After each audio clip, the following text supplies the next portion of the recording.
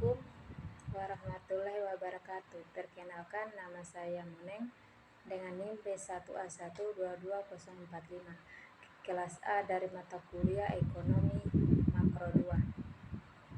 Baik, langsung saja saya akan memaparkan materi yang disadur dari Profesor Bambang Juanda. Yang pertama yaitu apa yang dimaksud dengan Marshall Lerner Condition.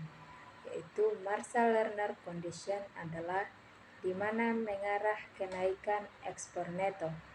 Yang kedua, mengapa kondisi Marshall Lerner tidak terjadi di Indonesia?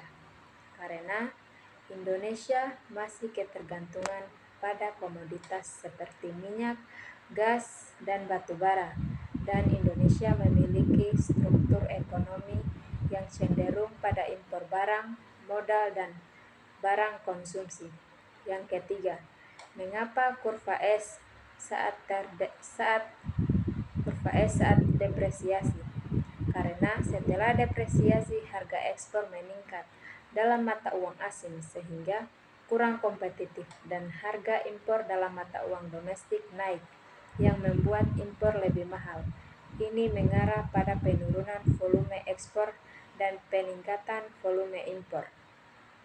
Yang keempat, penyesuaian apa yang terjadi saat depresiasi? Penyesuaian terjadi saat depresiasi mata uang adalah proses reaksi ekonomi terhadap penurunan nilai tukar mata uang negara. Penyesuaian ini melibatkan berbagai elemen ekonomi termasuk harga ekspor dan impor, yaitu depresiasi mata uang akan mengubah harga ekspor dan impor. Harga ekspor dalam mata uang asing cenderung naik, sementara harga impor dalam mata uang domestik cenderung naik.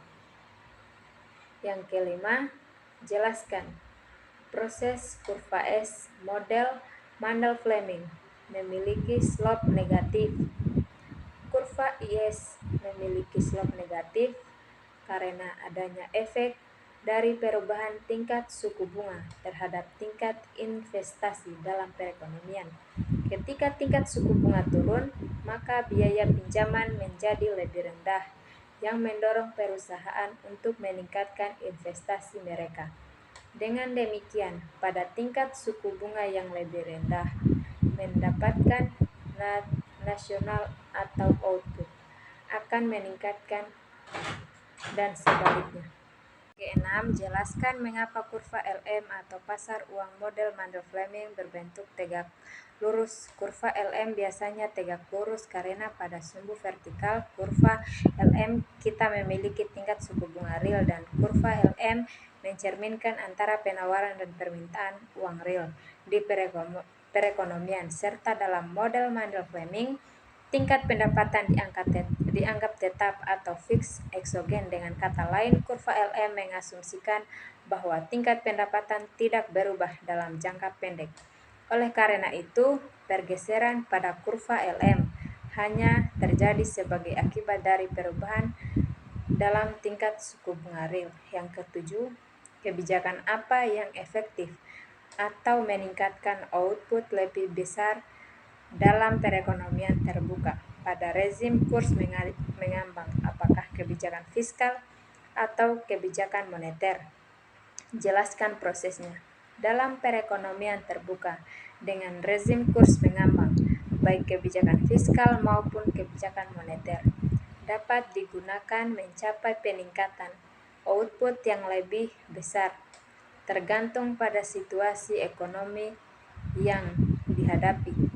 Berikut adalah penjelasan mengenai kedua jenis kebijakan tersebut. Yang pertama, kebijakan fiskal, yaitu melibatkan penggunaan perubahan dalam pengeluaran pemerintah dan pendapatan pajak untuk mempengaruhi ekonomi. Yang kedua, kebijakan moneter, yaitu kebijakan ini melibatkan pengendalian tingkat suku bunga dan suplai uang dalam ekonomi. Menurunkan suku bunga dapat merangsang investasi dan konsumsi yang harus dijalankan oleh bank sentral dan memperhatikan stabilitas harga untuk menghindari inflasi berlebihan. Pemilihan antara kebijakan fiskal atau moneter bergantung pada kondisi ekonomi saat ini. Jika ekonomi menghadapi resesi atau kontraksi, kebijakan fiskal mungkin lebih efektif dan mencegah inflasi menjadi masalah, maka kebijakan moneter yang ketat mungkin lebih sesuai. Terkadang kombinasi dari keduanya juga dapat digunakan untuk mencapai tujuan ekonomi yang lebih besar. Yang kedelapan, apakah benar suku bunga dalam negeri sama dengan suku bunga dunia sebagaimana model Mandel-Fleming?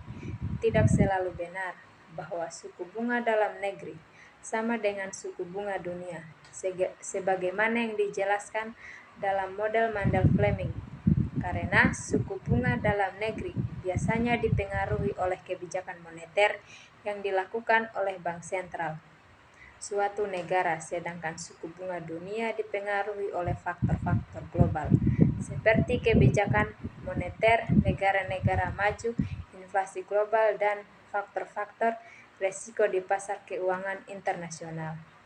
Mungkin itu saja. Terima kasih. Wassalamualaikum warahmatullahi wabarakatuh.